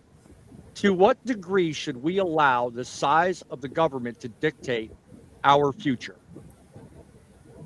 I think we've about reached that point. What do you guys think? I think we've reached that point, but then it comes up to the question: what can we do to fix it at this point? Mm-hmm. What can we do? How can we undo the damage that's already been done? Simple way to fix it is get rid of all the ones that we supposedly voted in, put somebody actually in there that wants to do the job and do the job right. Mm-hmm. But it's not that simple though either. No process of change is ever simple. Do you think Obama, when he first took office, speaking all that BS about hope and change, do you think he was really worried about the process? You want to know what he meant by that statement, boss man? What do you think he meant? Personally, I was hoping I would get some change of it from my dollar. That's it didn't really start with Obama, but really when it started cascading like a snowball, in my opinion. He was talking about miracles. Yeah. Here's the only change I got out of his administration right here in my hand. That's more than I got. That's more than I got. We can all talk here by our own opinions, and everybody's right on their point of view. We have to do something, but it's just like Sean was going on about. You were going on about electrical and everything on the power structure last week about data centers in a way. Yep. Well, why don't we need to invest into our electrical system? Because if it's not hardened, say, not meaning to get on a military footing or anything like that, but say an evil guy decided to blow up an EMP over the United States, it will shut everything down. Well, that'll happen whether we got more electric or not. You want to make the problem worse? It'll fry it because the systems are not protected and everything. True. So in this Build American 250 Act, right? They have security on the highways, right? That's what it's underneath. So are they talking about flock cameras? Are they talking about having more officers? Like, what does this mean, right? What in there is it saying? We need security for our roadways. What is it? Tell me the answer, because I don't know what security on the highway is in their terms. Into their terms, right? I can assume, and we know what assuming does. Yeah. I mean, I haven't seen any security on the highways anymore. Yeah, let me pay attention to the commenter. David Richards says, I'm 67 and retired from 30-odd years of driving truck. I look at society today, and I just don't understand anything anymore. Welcome to the club. Welcome to the club, my friend. You are part and parcel part of this club, and average driver with your experience probably feels the same way. So my hope is we can make a dent, maybe very small, but you know, hey, anything you got to add, we will certainly welcome to hear it on Trucking City. So, how much now? Back into the conversation we're having. How much trust do you think we should put in bills that they're trying to put out, which, as some of you pointed out a minute ago, over 1,000 pages? Almost nobody's read this. I know I haven't. And I know probably the average person up there, you know, talking about and voting on this probably has little to no idea. How much trust should we actually put in this? Little to none. Little Well, to none. Little to none. Hey, there you go. Yeah, Kind of and what that's I was bringing up earlier, you know, freaking there's so much added into this crap. I mean, you know, I know that there's been several other bills that have been introduced that, you know, 3,000-4,000 pages, and I promise you that half the freaking congressmen and senators and who all that freaking voted on it didn't take the time to read it. There's no way in hell. No, No. obviously not. Yeah. All right, to dumb this down for people, let's just put it this way. This is what this bill is, and the reason why it's so long, and they've been doing it for years. And I think it was Sean that had said something about adding stuff in. All right, Very you funny, want Art. I this? appreciate that. You want this? I want that. We're gonna put it both in there so they cancel each other out, so nothing gets improved. There you go, in a nutshell. Is that what you think is going on? That's exactly what's going on. It's been going on for 250 fucking years. Yeah. So you That think is it's a simple, exactly what's it's going a on. simple diversionary tactic? Well, is what you, look, is what you think of it, look at every bill that has passed. right? Doesn't it trucking related or not? There is Mm-hmm. something in that bill that has nothing to fucking do with it. Right. Look And here, it's boss man. I'm because- gonna say something. and it's because this person or this senator or whoever wanted this, Right. but I'm gonna vote no against it, but I'll vote yes if you add this into it. Okay. Look, look here, I want to add this. Oh, go ahead, Grumpy. Go ahead. Go ahead. I'm going to add this to you, and I'm just going to straight out say it. Damn it! It's called money talks and bullshit walks, and we all know it. Amen, sir. If you got money, Absolutely. if you got money, you get stuff done. If you ain't got money, they just look at you like, "What? Who the hell are you?" Right. So I mean, think what it everybody's got comes some- down there's to. some hands into it. So- Money Well, is- I think is what 100% well, I think of what the it comes problem. down to, and I may be stepping on what you're about to say, Sean, and I apologize if so. I think what it comes down to is enough of us. I can't hear boss gather- man. I gotta reset. Go ahead, man. Enough of us going into at least a mode of we got to demand accountability, because I think that one of the things that's really lacked here, and for a number of reasons, is that we just don't hold everyone accountable. We just accept and assume that everybody else knows better than we, because you know what, we're not there at the time it's being voted on or drafted or whatever. You know, we get all these studies thrown at us, you know, that you were mentioning earlier, Sean, and we get all this thrown at us, not one at a time, not just, you know, a little here, a little bit, to be sure. It's all conveniently laid out last minute in full volume with no time to react. That, believe it or not, I think is done on purpose. And I think we're going to see that. We're going to see that on this. So what most people don't understand, like Thumper, you know, on most bills, what he was saying, I agree 100%. You send it in saying it's going to go this way, but then you put in, you re-amend it so it goes this way. But here's the difference between this bill and a regular bill, though, right? So this bill is not like a bill that you're saying, hey, I'm going to change something. This is saying we allocated $1 trillion, and it's a budget bill. So for the next 4 years, before we do another one, the last one that we saw was in Obama's era. This 5 years, I guess now. But the last one we saw that was like this, it was humongous, was in Obama era. And everybody threw every piece they could throw at it, you know, and then you amend it out of that. And this is how we see things change, right? Is we take something this simple that everybody's like, well, we're going to spend $1 trillion on new roads. We're going to spend, part of that $1 trillion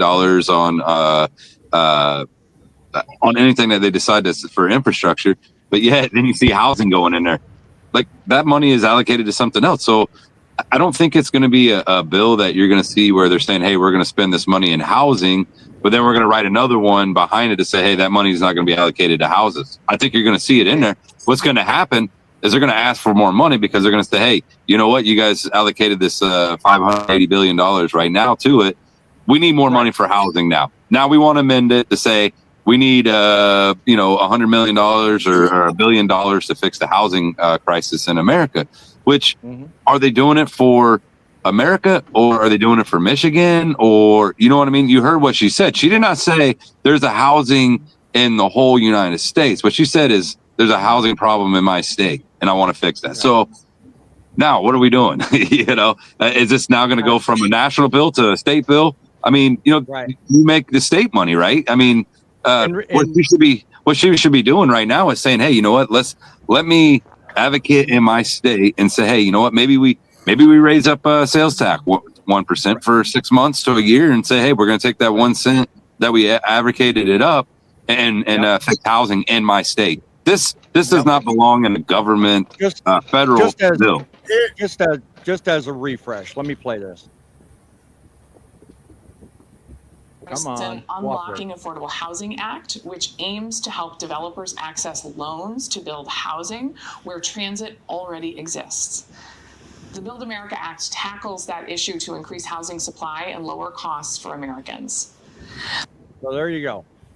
What they're wanting to do versus what needs to be done. So if they're gonna do $1 trillion in fucking infrastructure, which goes to roads and everything, why in the hell am I bound? Okay, we get what you're saying, dog. Why the hell am I bouncing up and down the Indiana and Illinois roads and getting kidney stones after that? Mm-hmm. That infrastructure thing has been around for as long as trucks, and nothing's being done about it. It really makes you wonder where all that money on those toll roads goes towards. So they're talking about turning the I-70 into a toll road now too, and it's like, what are they doing with all the fucking money? I agree. What are they doing with the money? Like, how is it that out of all the 48 continental states, Indiana and Illinois, they get the same amount. They get the same allotted amount from the federal government, but yet, where is that money going, and why are their states so shitty when other states that don't get a portion of what they get have pristine roads? You wanna know how you can fix the housing crisis? Get rid of a lot of the bullshit regulations they got going on. The Pacific Palisades fire in California is a very good example of that. They kind of want to just put that for affordable housing, but they will not allow the people that actually own the land go back in there and just rebuild it real quick. There's some of them that have been held up for almost, I think it's been a year or 2 years now. But there's some YouTubers that just finally got their house rebuilt, but a lot of it was being held up by EPA, environmental studies, this or that. A lot of it was by the city government, the state government, and in some cases the federal government. So if you can get rid of some regulations on stuff that ties people's hands and everything, but also enforce where the builders are being so damn cheap when they're constructing the house. When you go buy a $500,000 house, then you got to go spend another $250,000 on it just to get it up to code because it was just built at the same time as everything else. Did I lose my audio, or are you guys able to hear me? I can hear you. I can hear you. All right. I just wanted to be sure because there for a minute I couldn't speak. So yours cuts in and out every now and then. Sorry, interrupt your train of thought. But. To answer on that on your tax thing with housing, right? If we want to fix housing, why are we charging taxes on the piece of plywood, on the toilet you buy, the sink that you're going to get? These are the things. Hey, look, if we got a problem, let's lower it down. And then to answer the I-70 question, right? We actually we've sent advocates over there to protest. We sent a letter to the governor there saying, hey, look, truck drivers does not want the toll road, right? And then we look at what's going on behind the scenes right now. We're paying for I-70 right now, the road. There was a bipartisanship bill back when Joe Biden was in office. It was $600 billion. Most of it we can't even track because it was wasteful. They said, hey, there's fraud in this, man, and we can't even find out where all the money went. But yet I see I-70 being built out of it, and it's all like, wait a minute. If there's fraud there, is it fraud now that you're gonna pay, the taxpayer is gonna pay for the road, and then in 3 years you're gonna take and turn around and make this into a toll road? Is that something that we've already paid?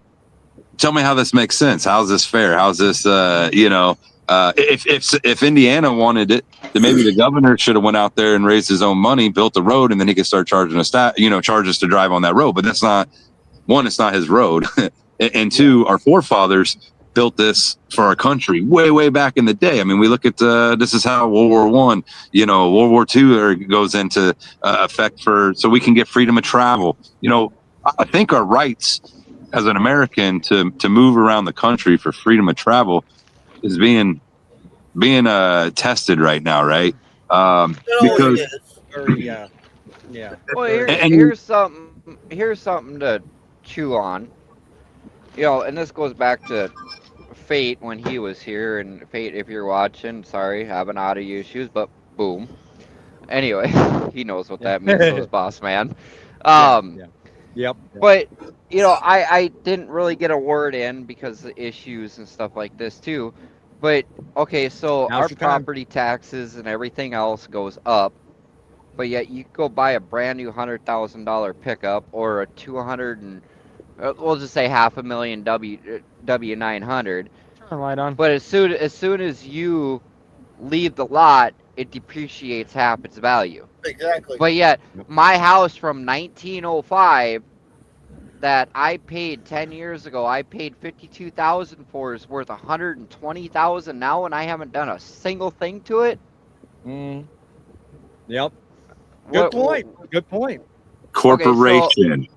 Well, no, it's not corporation. It's our money. Well, funding no. the government.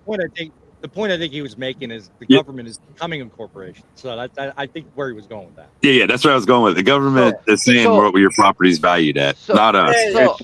Our government's been a corporation since One at a time. 1936 when we dropped the gold standard.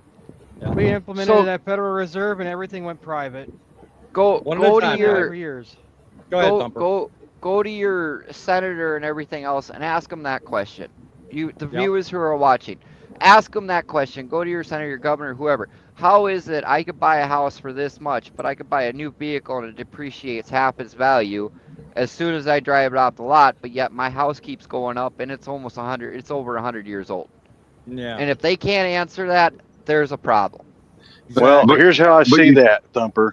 Go ahead, Grumpy. That is okay. Nowadays, and even it's been that way for a while. Most everything that's like a car or a refrigerator or something like that is what they call a throwaway technology. Okay, a house, really, you don't throw it away. Most people usually invest by trying to keep up on it. They usually keep your roof done on it. It's always going to have value to it. Plus, it's on land which we never actually own. There you go. There's the pivotal point. You don't own that land. Never own jack crap. The way society is today, and the way it's rigged, and the way it's set up, you never own a thing. Yep. But we still pay taxes on our vehicles. So don't think when you buy it and you leave out of the yard you paid your taxes, because we look at what they call licensing and all that. Licensing and I get all that, but hold on. Okay, Go ahead. Okay, there's houses being demolished all the time, so I'm going to debunk yours right there, Grumpy, by saying that. There's buildings. I understand that, but the land that it sits on is what is the value, not your house. Right. It's the land. Let him finish, though. Let him finish. Go ahead, Thumper. So when you go to the vehicles, it loses half of its value as soon as you leave a lot. But let's take a 1968 Camaro for example. Mm-hmm. It's a pretty rare car right now. Right. When they were brand new, they were $2,800, $3,500 at most with all the options. You know how much those cars are worth now? Over $100,000. So, you know, there is stuff out there that still increases in value, but Now, the Grumpy's valid probably point, Grumpy's valid- probably going to go in the very point I'm going to make, which is it's one thing to compare an actual piece of real estate in this equation to a classic car, because that's the kind of car you're talking about. A classic car goes up in value because of the rarity. Real Okay, estate so- is so hold real on. estate is different because there is not today less real estate than there was 20 or 30 years Boss- ago. Boss Real man, estate does I not lose get- value. I Boss get, man. but you guys aren't Hold on. getting what Oh. I'm saying. Yeah. Everything ahead. everything loses value. You know, Right. like I said, my house is over 100 years old. It's built in 1905. Right. Okay, so when they built that house, it probably was 1905. Let's say it was $500. Right. You know, a Sears catalog house, you want to call it. Or something. Yeah. No, literally, that's what my house is. It's a Sears catalog house. Well, my grandfather built his own house for $500 back in I want to say the early 40s. So Well, but I my get what you're point saying. is, yes, stuff increases in value. Yeah, you can't compare apples to oranges, which is kind of what I'm doing, but it's the concept of what I'm doing. well, the concept is worth fighting for and very true to its mark. Griff, you wanted to chime in? Yeah, I was just wanted. Hopefully, I can articulate this where it makes sense and everything, and I'm kind of on topic. But you were going on about property value and everything. It goes up and down, but there's places in New York where there's people that didn't sell that they got multi-million-dollar buildings, and they've got a little house still right there in the center, and that piece of land is worth like $3 million, but unfortunately, with modern society, they're going to try to tax them for what they supposedly think the land is valued at now. What they should originally do is, Well, if what we're talking about are two different things. I agree. well, with what I you're know, saying, but I'm it's getting, two different I things. just totally lost what I was thought about before I was able to talk and everything. Well, so I apologize. Yeah, about I get that. I get that. But here's the thing: we're talking about two different equations. Okay, property values are based on assessments, and assessments change over time. The core value of a piece of property will change over time. The amount or mass of it never changes. Okay, because you don't have a problem with, as opposed to cars, that they make less, therefore real estate is rare. You still have, at least on a large scale, the same amount of real estate today that you had 25 years ago. So it's not a rarity problem. The value proposition is entered in when you have the change in the economy that facilitates the reassessment, which happens every decade. That's the problem. And well, who it's based on and what it's based on is, in my estimation, a serious falsity. I think what I was kind of going towards a little bit would be, say where you live at right now, your present home. Say they decided to build something that is a big project, but it would actually increase all the property value around and everything, and that would benefit you a lot. But what's not fair to you, though, they would want to try to tax you what the new property value would be in the future. But I think that's, Comments are stacking up, guys. We've I got was just quite a gonna bit. say there's one comment I want to address. Okay, well, stop me when I get to it. I'm gonna be fair I to will. all the viewers. Chief Freight Hauler, welcome to the show. Glad you could be with us tonight. He says your house will be taxed yearly on unrealized gains, which is a good point. Yep. If you sell it, that's usually where that comes into the argument. He goes on to say, if I buy anything else, I only buy taxes on the gain once I sell it, but your house is different. Yep. Capital gains is a whole different ball game. So that's a different video and a different discussion, not part of what we're talking about. But to also get to another commenter, and again, I'm not sure about the name, so I'm just going to call you Miracle. A classic car doesn't go up in value because it's rare. It goes up in value based on what a private rich consumer is willing to pay for it. Go ahead, Thumper. Okay, that's the one that I was looking at, and it's it's Psalm's Miracle, you know, like for the Bible. Well, yeah, the value is private. It's between two people. So But yeah, but yeah, okay, I so get what so he's there saying. you go. You know, I get what he's saying too, and you know, like I said, I was comparing apples to oranges on that Yeah, one, but I was trying to make a point is what I was doing. But you're also there you go. He kind of sums that up right there. It is yep, based on the private rich consumers yep, willing to pay. Okay, yep, well, if the government's saying my house is worth this much, but you know, these group of people, when I'm yep, selling my house, are only offering me, you know, 30, 40, $50,000 less. Wouldn't that yep. be part of the consumer part right there? You would think. There's the old adage about the value of something is done in the meeting of the minds. That was what I was taught in real estate. Chip But Ray the Holler has same, a point on that one right there on that comment. yeah, I was just going to go and address that. He says appreciation is directly affected by the wants of others. If I had a 2020 389 with a PACCAR, most would say I had a pile of junk. But if I replaced that PACCAR with a 6N2, the value of that truck just probably, I'm going to assume he says exploded. Basically, what he's saying is if Yeah, he replaced that MX-13 with say an N14 or N11 Cummins motor in it, right, that the value of that truck would instantly go up because you would not have the electronic issues that you have with the DPF and everything in right, general. Basically, a right. quieter jet. But see, that's where it's a consumer Yep.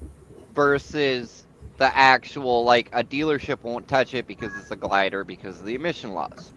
Yeah, we may have issues So coming up, Thumper, because Sean just yeah, I dropped see out for some that. reason. So just keep that in mind.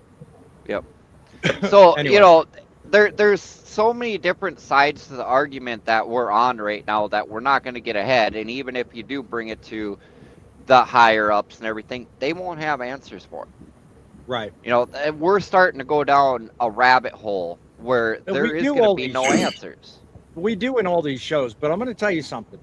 I don't mind taking these drifts off into, you know, further quarters of space and whatnot, because it engages people that don't think about these things on an everyday basis. See, one of the things that escapes every single person, not only watching this show, but also part of the panel and others that, you know, get in here from time to time is unless you talk about these things, nothing can be understood about it. Everyone watching can sit here till you're blue in the face and just think, well, I thought, I know, and you can assume until you're blue in the face. But until you actually get out and do the research, like Sean has, like Thumper has, like Will Randolph has, like Semi does, you know, until we do some of this and actually take for granted what it is we're looking at, all we're going to do is sit here and, as you say, Thumper, we're going to go down rabbit holes. We'll get we'll get nowhere. We'll get nothing done, and we'll be better off tomorrow than we are today. So I don't mind. I look at this as absolutely Oh no, thrilling, fun, and I love it. I really do. It's great. It's great discussion. But in the It all is. reality of that, we could ask these questions and everything else, but it really is going to be no answer. The thing is asking the right questions to the right people, because we can ask them all day long between you and I. But the thing is, until we actually get a qualified answer from the representative putting the law through, it ain't gonna do no good. So what we Yep. need to do is, So as the graphic says, we need to unite now. We need to get our act together, come up with these facts, and present them in the right way. Go ahead. I didn't mean to cut you off. So no, you're good. You brought up the comment here. Property value goes up to what may not be built around it, etc. Okay, like I said, I'm not trying to argue with people or anything like that.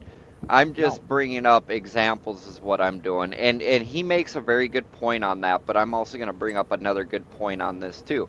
10 years ago, I bought my house for what was it, like $59,000.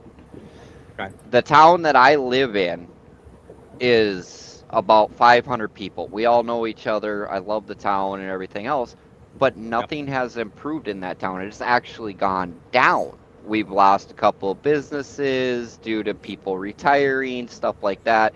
Nothing new has come in. But my property taxes, my house is valued over $100,000 now. So in 10 years, it has doubled. Right. So you know, it literally comes down to the state that I live in is like, nope, your property's worth that now, whether the community has grown or not. Granted, the town that's 30 miles away has grown significantly, and I don't understand how that should affect me, but that's just the way it is. Right. That's just the Yep. way the government works. When they need money, they charge us for it. Yep. Sean, if So, you want to I come mean- back in, you're gonna have to stay in, brother. You know, you're bouncing in and out. Ain't helping Hey, you at all. Thumper, another question. You just He might not mentioned be able that to hear you. the Be town patient, 30. Grumpy. He may not be able to hear you. Can you hear me? Yeah, I can hear Can you hear me, Thumper? I can hear you. Okay. Okay. You mentioned this town is like close to 30 miles away from you that's growing, right? Is this town part of your county? Yep. Hang tight, Well, the Sean. county, county I is live what- in- the county I live in is very big. So Is it part of that town?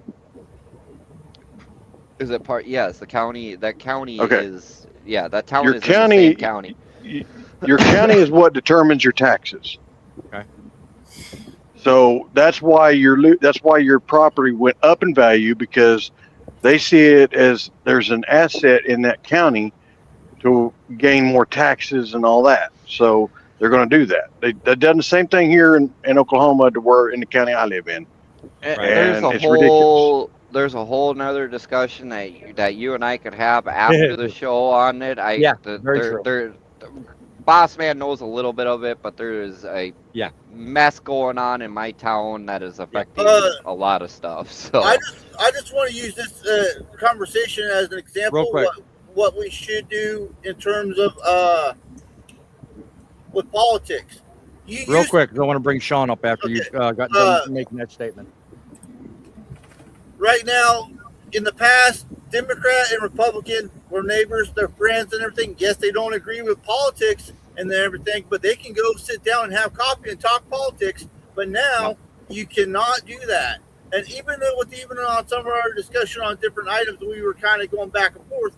But at least in this format right here, we can sit here and talk about our different experiences, our different opinions, and sometimes somebody may learn something. Like I can, if I ever had an issue, I can call Faye, and Yep. even I could probably even call Boss Man and ask him, Yep. "Hey, I got this issue," and even Grumpy. Okay, anybody on this panel, I could probably call and ask, "I got this issue," even though we do not see eye to eye politically. But I can ask you a question and stuff on something in general that might Yep. benefit me, stuff in terms of knowledge wise, and that's great. You don't. You probably answer my question instead of saying, "Oh, f you, I don't agree with you. You're really the enemy." So it's blah. There. That's it. Acknowledging a good point there, Griff. Acknowledging a commenter, Sage Quest, welcome to the show. Glad you could join us. So hey, now I'm glad you chimed in. If you got a feeling one way or the other, let us know. Look, history's filled with moments where ordinary people believed their voice didn't matter. Right up until enough ordinary people decided enough was enough. The members of Congress work for somebody. They don't work for themselves. They work for us. Regulators answer to somebody. They don't answer to one man in an Oval Office. They answer to us. Like Reagan said at the start of this show, we, the people, expect the government to serve us. We demand them accountable. And I think that's a large part of the reason why we've lost our way. Why they can sit up there in their cushy little offices and they can dictate terms, write these bills, and expect that we're just going to kowtow to every little thing they put in and every little excuse they make for why we should believe them. So as we wrap tonight's show up, I want you to remember one thing. You guys are the workforce. If you're behind the wheel of an 18-wheel rig, if you're in a brokerage office, if you're in a shipper's office, if you take in freight, if you have anything to do with trucking in any capacity, then this Bill 250 bill is going to affect you.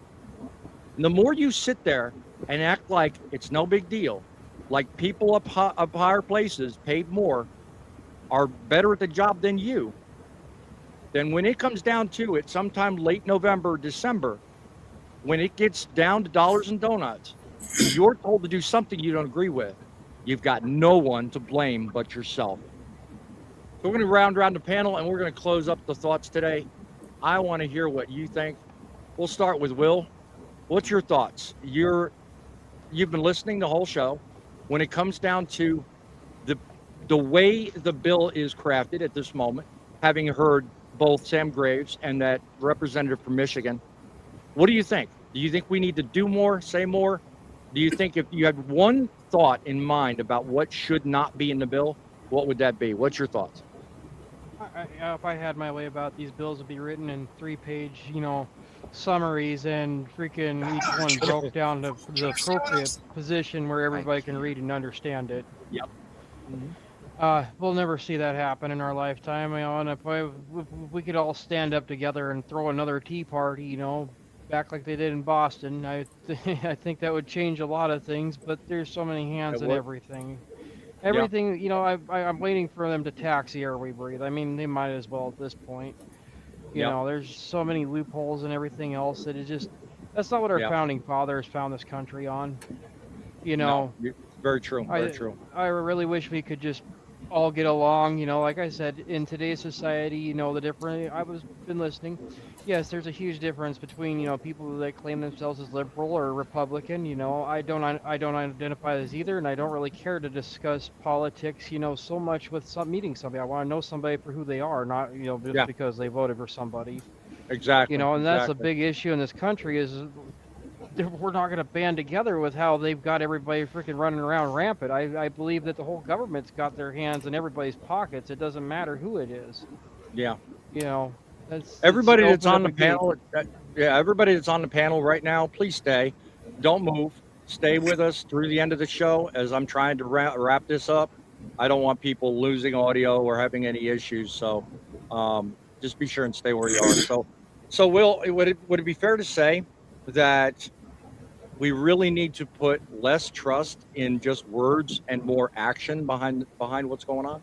Absolutely, 100%. I mean, you've heard it from, ever since I was a little kid, President Clinton was pretty much the pinnacle. I mean, I was born right at the end of the Reagan era. Yep. There's a promise of this and promise that I'm going to do this, I'm going to do that. It's about getting the vote, and that's all that matters, Yep. Getting the donations that they need or whatever to move forward. Then they get, people that support them behind the background. It's just like recently I've been watching them, saying that, people in Congress and stuff can't be sitting there freaking jumping into the stock market, knowing what's going to happen. That's not fair. And, of course, with the leading, bunch of them disagreed with it. And yep. I think that's horseshit. Yep. The leading example is staring us right in the face, Nancy Pelosi. I mean, I hate highlighting that, but that is I is a whole from Oregon. I'll tell you what, she has been like a pinnacle. Like my family has talked nothing bad about her ever since I was a little kid, just because of that crap. Yep. We're gonna move on to others' opinions. Again, hang tight, because we're gonna have an after-show discussion. Grumpy, what say you when it comes to passing this bill and getting things in that make sense for trucking? What's your last thoughts? Well, my thought on it is a humongous pile of paperwork that pretty much only attorneys would understand. And that's exactly how I look at it. Yep. And it shouldn't be that way. It really shouldn't, but they do it every time. Every time they make up a new bill, they've got to make a stack of paper the size of a Christian Bible, and it's ridiculous. It is, and then for people like you and I, we look at it and we're like, what is this crap? And you almost have to be a scientist to distinguish it, You do. And it's like I was saying earlier, it should be set up to where each individual thing should be processed. There shouldn't be a humongous stack where they can hide stuff. That's one of the reasons why they do that. So they can hide stuff in there because nobody's going to notice, but they know it's there. Yep. And they do it even with local bills around counties, in your states. Yep. It's been slipped on us here in our own hometown several times whenever they were rebuilding school stuff. It was hidden in there. They'd always put stuff on our football field instead of fixing the junior high. So that's what I say. When it comes to government stuff, Mhm. I just don't trust them. Yeah. Period. I think you're one of many opinions in that. Semi, I'm gonna throw a different softball at you here. When it comes to congressional action, do you think Congress truly understands what life is like for us out here? And what do you think? What do you think it'll take to actually craft a bill that actually speaks to us here instead of everybody else? What say you? I think there's a major disconnect with Congress and the general public. I think Congress listens more to lobbyists than they do us. And I think one of the biggest things that needs to happen to fix Congress is we need to do away with the 11th Amendment. I think that is the biggest issue we have with government right now. Right. Okay, I mean that's a fair statement. I think that's a pretty good place to go with that. So Griff, Yes, sir. don't talk too long. Give me the Can't hear same you, boss same man. question to you. Well, it would be if whatever they get into it, if it is going to be beneficial for the American people, it'd be nice that it would actually be implemented in the time frame that they intended it to, not 20 or 30 years down the road, or when my kids are 75 with their grandkids. Yeah. Kids. Yep. That's the issue with whatever they put in now. So they'll wait 20 or 30 years either to implement it. Oh, we forgot we had that in there. Oh, it's all Right. part of the law. But Right. Yeah. Okay. All right. Well, Sean, what say you? I mean, in terms of Congress working for us, getting things done, they're so far talking a pretty big game. They're making it work and they're making it look good. But when it comes down to Congress truly understanding what life is like for us here on the road, do you think they need to revisit these policies, or do you think we can actually make a significant difference? What do you think? Well, I mean, first off, I mean, you know, like he was saying, the one couple before, he said, hey, there is a big disconnect. You know, we look at technology that actually can work for us, right? We want to put men on Mars and women, you know, on the moon as well. Why can't we use technology to say, hey, you know what? How about we ask the truck drivers what they think needs to be done when it comes to infrastructure, right? That it's our money that we've worked, that they've taxed us, that they've took away from our families to say, hey, you know what? This is going to go to our roads and how we're going to build it. So why can't we have an input in it, you know? And then we look at the FMCSA, right? How many of them are truck drivers, right? We're getting college students that are applying for grants and working for the FMCSA to go back to their college and say, hey, let's do this study on it, right? Yeah. So you gotta look at that angle and say, hey, you know what? Why don't we put a few truck drivers in there to help? And the amount of people that don't actually do the work, calling the shots. Good point, Sean. Good point indeed. Absolutely. And then we look at congressmen, right? So then we got corporations going to congressmen and saying, hey, you know what? We want this to change so we can fill our pockets deeper, right? But we're going to put safety and everything else that we have these other regulations that are supposed to be watching over it. And they're turning their eye because they went to the right power and say, here's a few bucks, or, you know, here's $100,000 to make this happen. I don't care what the FMCSA says with a college student. I don't care what the federal highway says that these rules are here, these laws. Make that all go away. Make that pass. I don't care what the states have already written and with it autonomous. If we look at all 48 states, right, most of these states already have autonomous regulations on there, right? So they're asking to say, hey, take this away from the states, put it back in the federal, and you guys regulate us. But yet, we don't want you regulating us either. We want to regulate ourselves. We want to be able to control. Well, let me tell you guys something here. We're all truck drivers on this panel. Why can't we do that? Why can't we say, hey, you know what? We feel like we want to drive to where we are. Why we got logbooks? If you're going to give a big tech company that freedom, that you know, when I get into an accident, I don't need to document it with them, right? That's another thing that they're doing.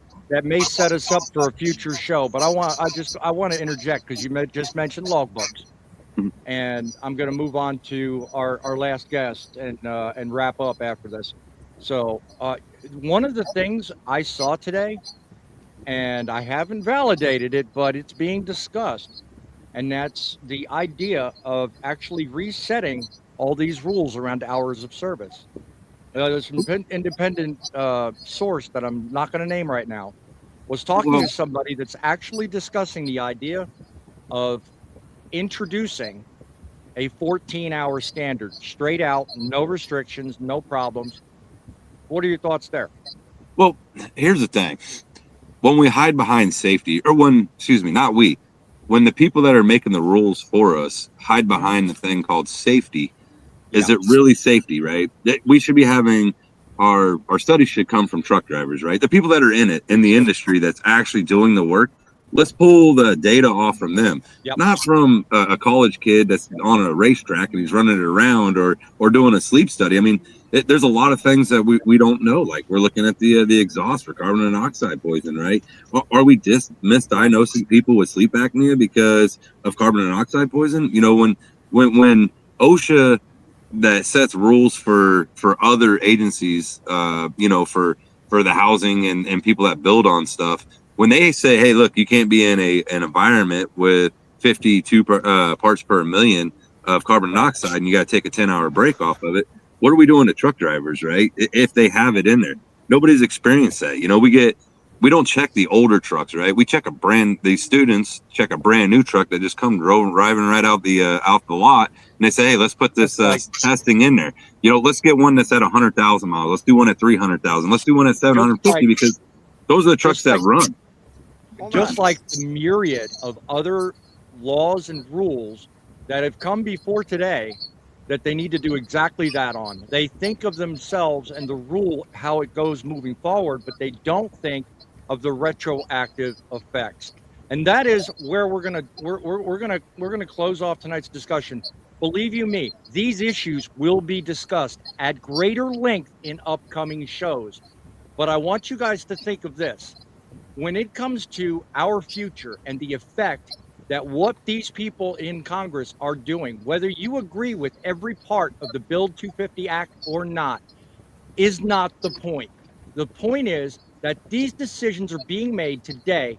They're going to affect every one of us, whether you like it or not. So if we don't sit here and understand what's being proposed, we can't have an informed opinion and an educated discussion, then we have no business later on down the road complaining about what happens to our industry. So it's in everyone's best interest to be part of a forward-moving problem-solving effort. And that's, let's have our voices be heard. Let's get our best interests in front of us, and let's everyone know, hey, we're not going to just sit back and let everyone else tell us what's going on. So what say you, Thumper? One more thing, Thumper, before he hits in, then I'll quit because it's very important. If we look at Sam Graves, right, we got to look at that conflict of interest, because Sam Graves, if you know where he's came down in his history of what board members he's been on before where he is at now, I think we have a conflict of interest there, right? You know, ATA is all I'm going to say if anybody wants to do the research.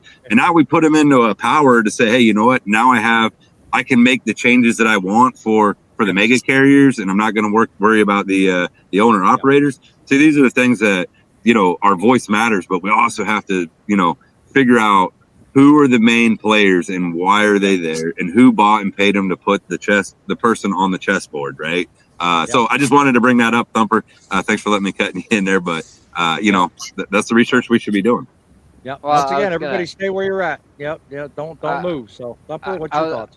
Well, I was gonna add into what Sean over there had said here a minute ago about the older trucks and stuff like that. That's gonna be a good discussion for a future show. The older trucks versus newer trucks. I would love to debate on you on that one.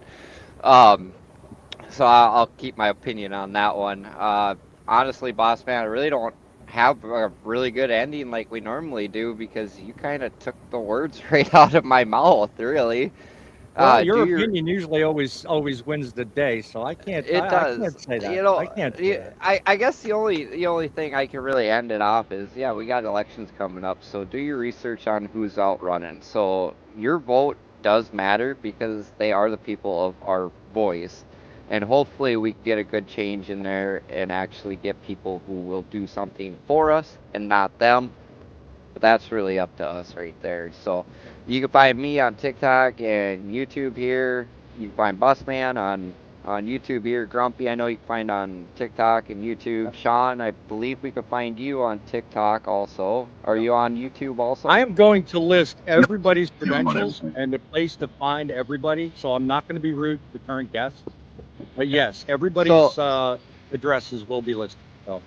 So I mean, if you viewers are interested in talking to one of us about that, feel free to reach out. We will take time out of our day to talk to you and try to figure out a solution. And on that note, hey, what do I always say? 250 years, come on. Let's keep it going for another 250, but let's make it a better 250 years.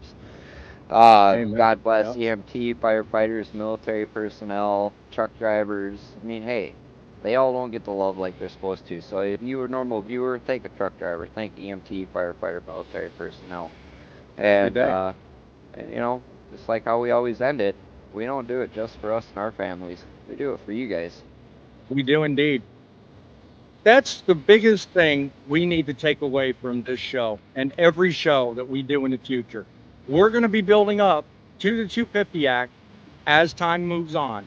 That's why Trucking City exists. We exist to ask the questions that deserve the answers, separate facts from fiction, and give you guys a place where your voice matters.